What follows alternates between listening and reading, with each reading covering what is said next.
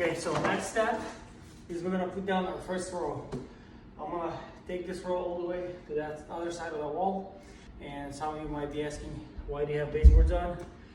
Don't they have to go after?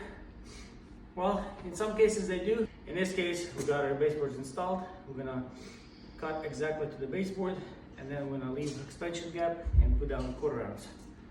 So here we go. We're gonna put down this first row. When you're locking these boards, line this up perfectly in line with this lock, because if it's off a little bit, the only way to move it is gotta raise up this board. So lock this flush with this edge here, and then kind of push and wiggle and lock it and move on to the next board. It's all the way tight up against the wall.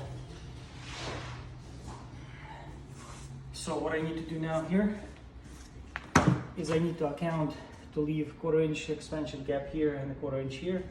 So what I'm gonna do here, come closer. This lock represents a 1/4 inch right here.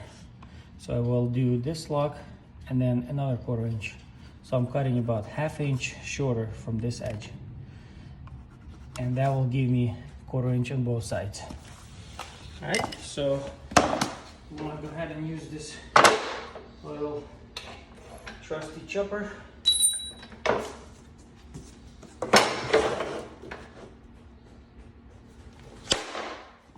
Okay.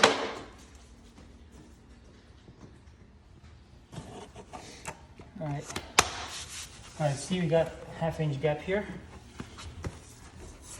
Now what we're gonna do, we're gonna split the difference. We're gonna move this 1/4 inch here.